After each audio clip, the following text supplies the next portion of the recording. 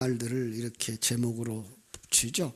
왜냐하면 그날에 하신 말씀이 상당히 많아요. 여러 이야기를 통해서 진리를 가르쳐 주셨어요. 그러나 예수님이 한 주간, 바로 그 마지막 한 주간인 줄 아셨기 때문에 그 중요한 진리를 그 많은 이야기 속에다가 그 이야기를 그릇으로 삼아서 진리를 담아 주셨어요. 아마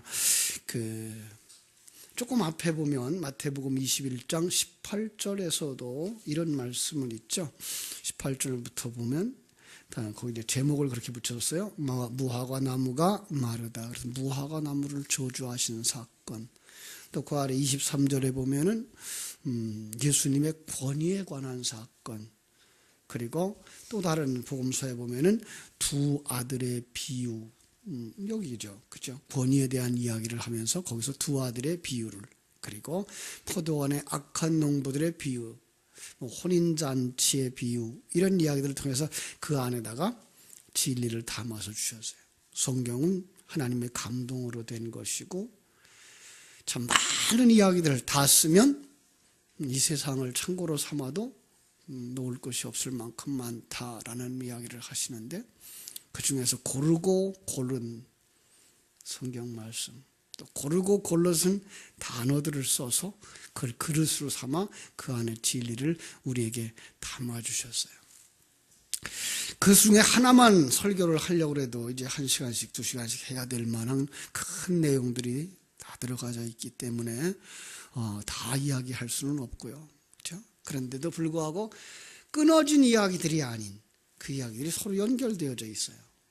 그래서 제가 오늘도 21장 33절부터 22장 14절까지의 내용을 한번 연결해서 뭘 설명하시고 있나, 뭘 담아서 우리에게 주셨나를 이렇게 생각하려고 하는 겁니다.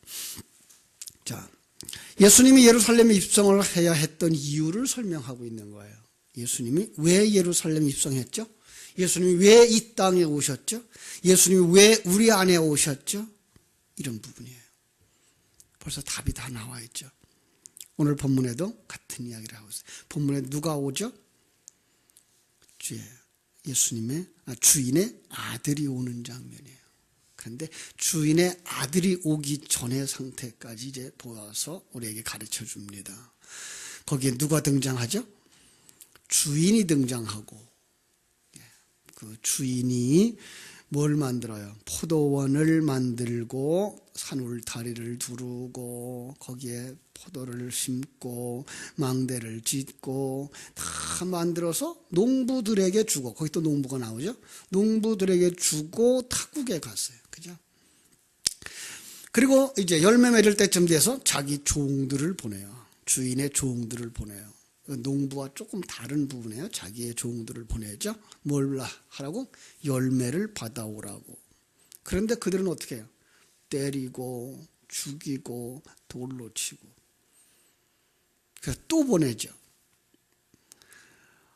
그리고 이번에는 아들을 보내요. 37절에 보면 후에 자기 아들을 보내며 이르되 그들이 내 아들을 존대하리라 하였더니 그들이 그 아들을 잡아서 포도원 밖에 내쫓아 죽였어요. 자, 여기까지만 먼저 보죠. 포도원을 만들었어요. 이 이야기도 예수님은 그냥 뜬금없이 이런 이야기야 라는 얘기를 하지 않고요. 성경 전체 속에 있는 포도원의 이야기들을 다 모아서 그 얘기들은 바로 내가 이 얘기를 하고 싶었던 것이고, 이 얘기 속에다가 지금 나는 진리를 담아서 너희들에게 주는 거야 라는 얘기를 하는 거예요. 에레미야서 2장 21절이나 이사야서 5장 1절로 2절 우리 한번 보죠. 이사야서 5장 1절로 2절. 이사야서 5장 1절로 2절에 보면은 아주 똑같은 얘기가 나오는 걸 볼 수가 있습니다. 이사야서 5장 1절로 2절. 나는 내가 사랑하는 자를 위하여 노래하되 내가 사랑하는 자의 포도원을 노래하리라. 내가 사랑하는 자에게 포도원이 있으며 심히 기름진 사내로다. 땅을 파서 돌을 제하고 극상품 포도나무를 심었도다. 그 중에 망대를 세우고 그 안에 술틀을 팠도다. 좋은 포도 맺기를 바랐더니, 이거예요. 이거 주고 이제 떠난 그림으로 그리시죠. 그죠? 그랬는데 그것이 무슨 포도를 맺어요? 들포도를 맺었더라라고 말하고 있는 거죠. 그죠? 하나님이 사람을 창조하신 거죠. 하나님이 사람을 창조한 목적이 뭐예요? 하나님의 영광. 나가 그 안에서 나타나면 안 되고 내 안에 하나님이 나오는 것. 그죠?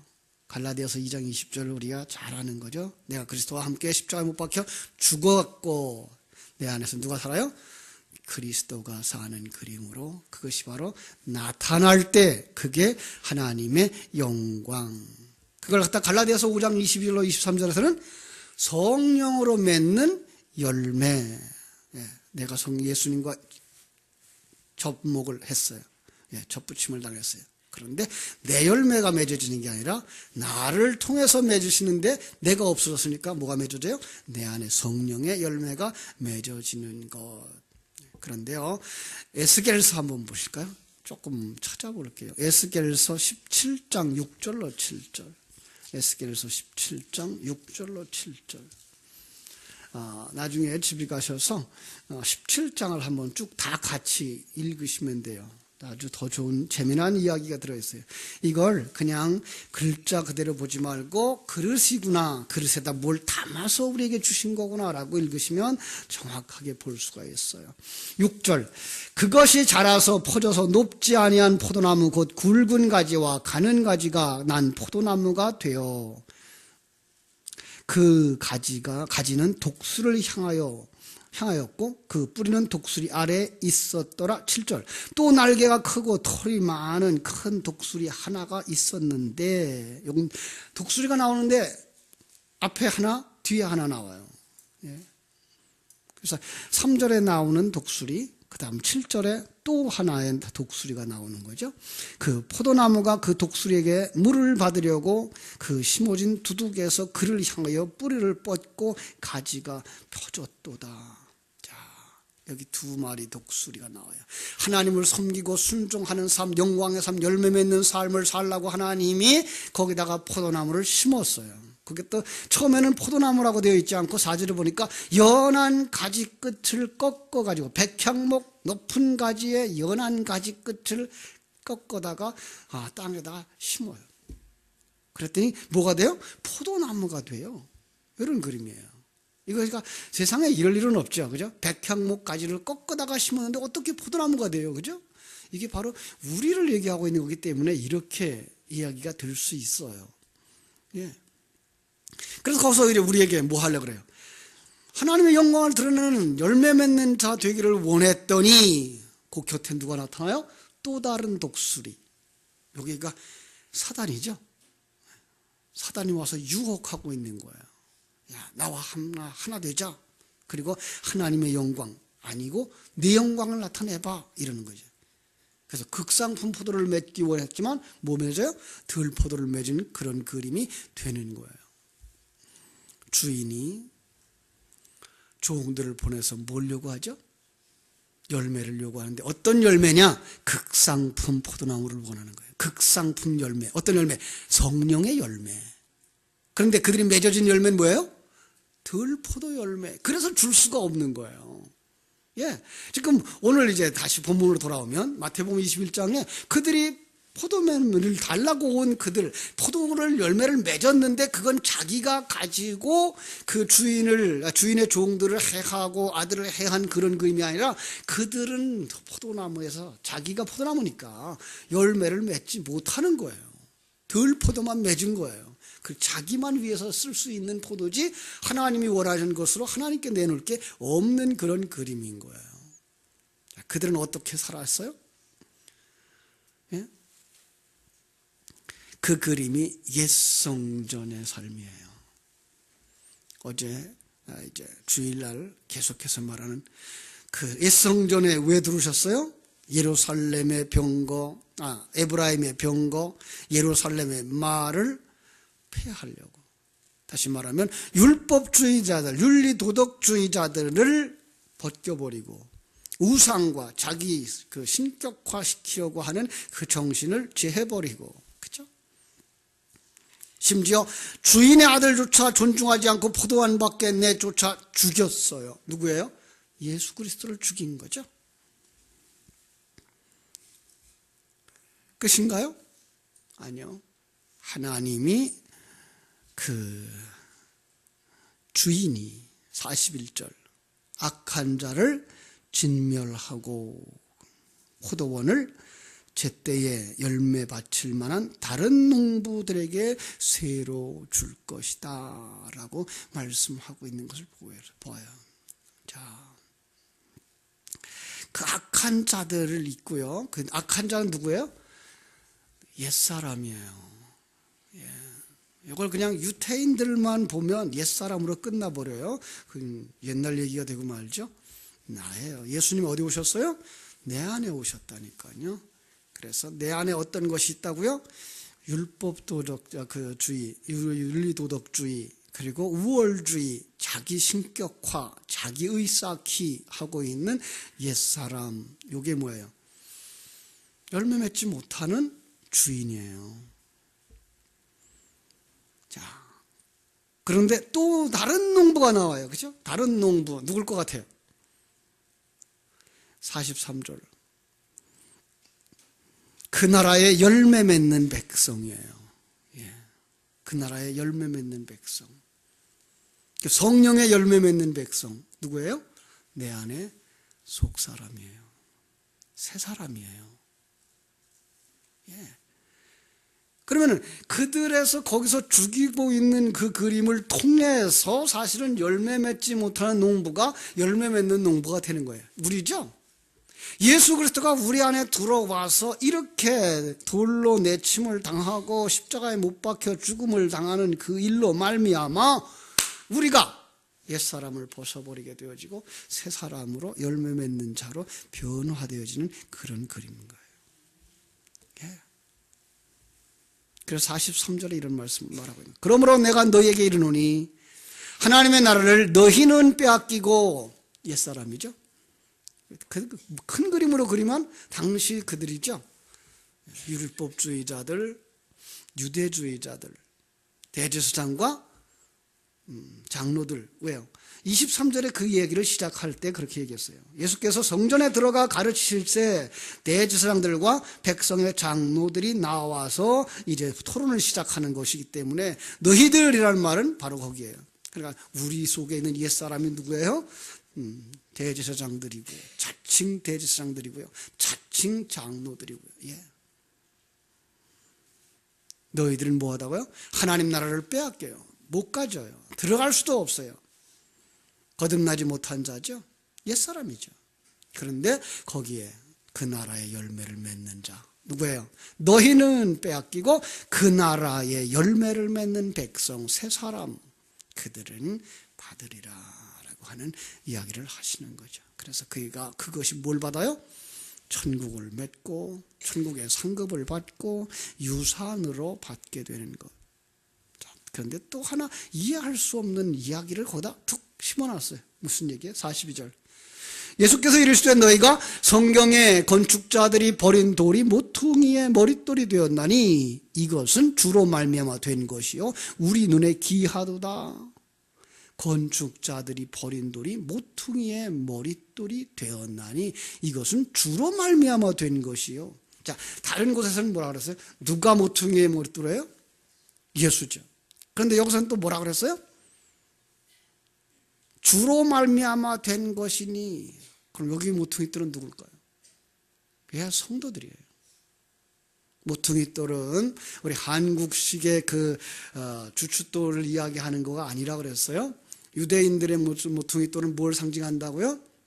그런 돌로 이 집을 짓겠다라고 하는 시작점이 모퉁이돌이에요. 예수님이 모퉁이돌이 되셨다고 하는 얘기는 그 다음에 그 건물을 짓고 있는 모든 돌들은 다 뭐예요? 예수예요. 그러니까 성도들을 작은 예수로 만들어서 그 성전을 지으시는 거예요. 그래야 요한계시록에 14만 4천 명, 그들이 1만 2천 스타디온 그 그림이 다 누구예요? 성도들인 거예요. 여러분들인 거예요. 그걸 누가 만들어요? 주께서 만드시는 거예요. 그래서 우리가 그런 얘기를 하죠. 건축자들은 버렸대요. 그죠? 건축자들이 누굴까요? 그것은 자기 성전 짓는 사람들, 옛 성전 짓는 사람들, 성경의 이야기로 말하면 바벨탑 쌓는 사람들, 신전 쌓는 사람들, 그들은 버려요. 왜? 예수님이라고 하는 그 모퉁이 돌의 진리가 뭐예요? 죽어서 살아나는 거예요. 옛사람을 벗어버리고 새 사람으로 완성되는 거예요. 예수님도 십자가에서 죽었고 그 사흘 만에 부활하심으로 완성된 그 그림인 거예요.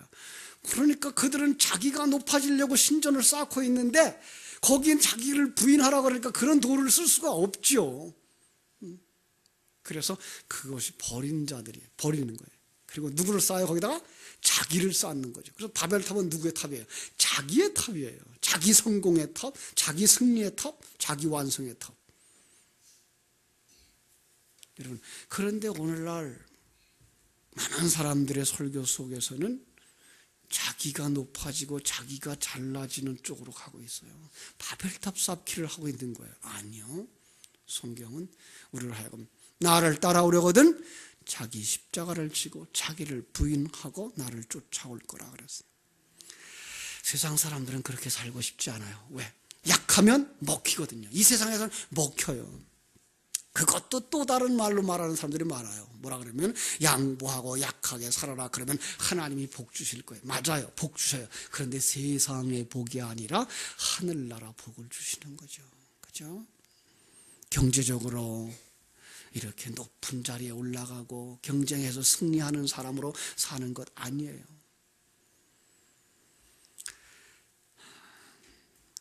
그 사람 속에 더 큰 하나님의 뜻을 보게 하시고 믿음을 가지게 하시고 생명을 갈게 하셔서 이제 세상 방법대로 살지 못하게 만들어요. 내가 사는 것이 아니고 내 안에 그리스도께서 사는 것이구나가 깨달아지게 되는 거죠.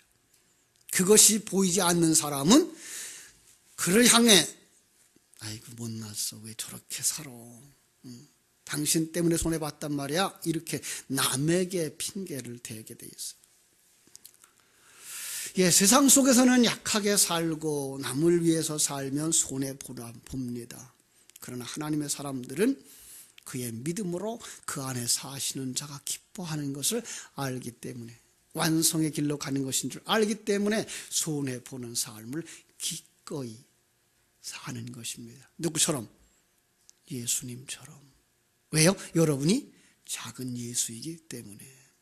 그 진리가 예수 그리스도가 여러분을 성전 만드는 머릿돌로 만드시는 겁니다. 아니 예수 그리스도께서 머릿돌이 되셨고 똑같은 머릿돌로 예수 곁에 작은 예수로 서게 하는 것입니다. 쉬운 것 아닙니다. 여러분 그래서 진리의 말씀은 매일매일 반복해 들어야 돼요. 그러면 오늘날 그 진리들을 들었던 것들이 서로 연결되어지고 뻥 하고 뚫려요.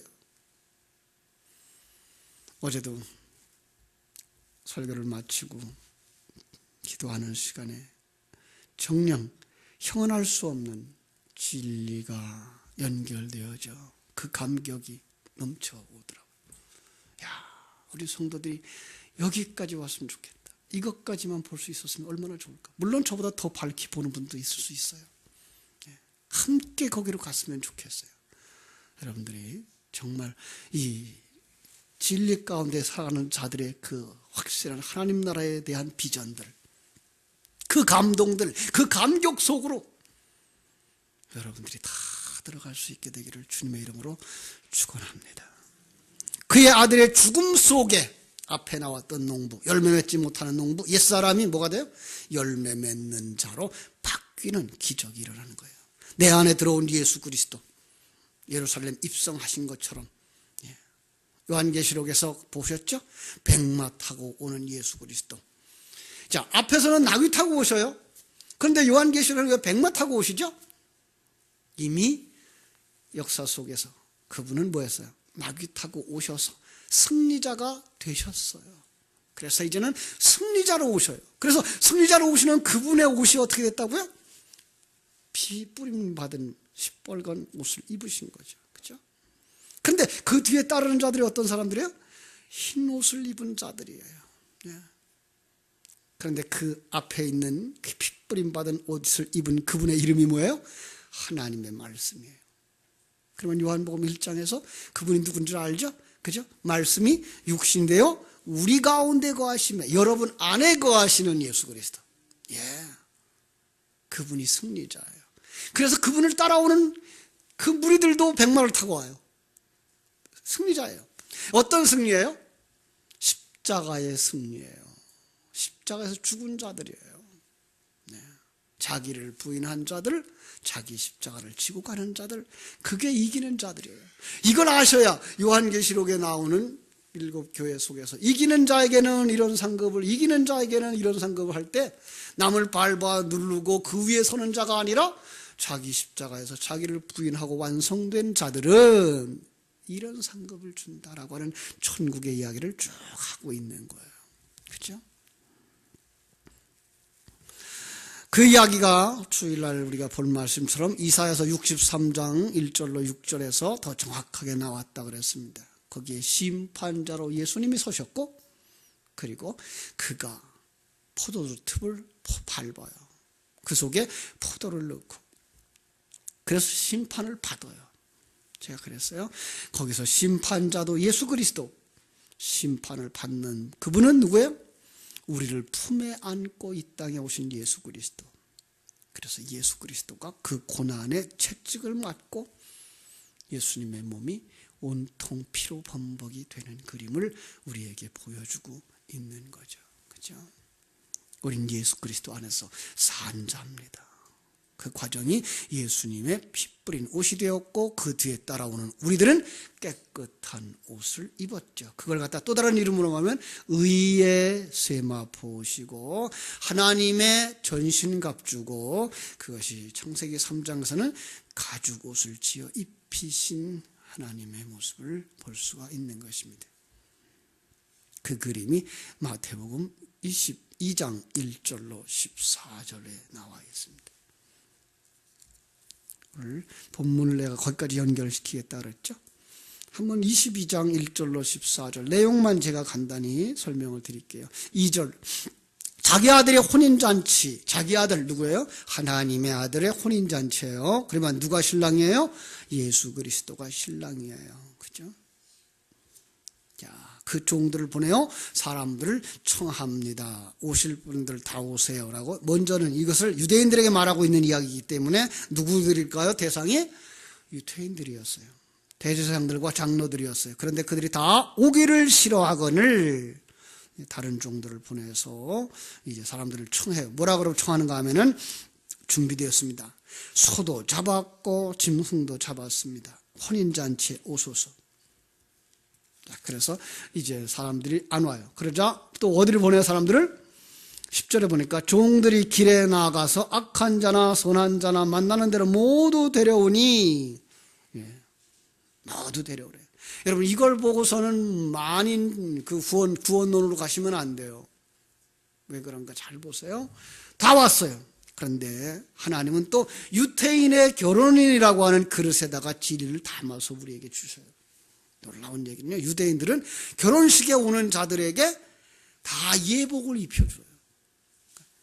그러니까 성가대 가운을 입히고 여기 앉히는 것처럼 결혼식장에 오는 모든 자들에게 다 입혀줘요. 더 정확한 건 여기서 지금 오는 그분들이 개그로 와서 밥이나 먹으러 오는 분이 아니라 신랑 되신 예수 그리스도와 결혼하려고 오는 자들이에요. 그들에게 누구 입혀줘요?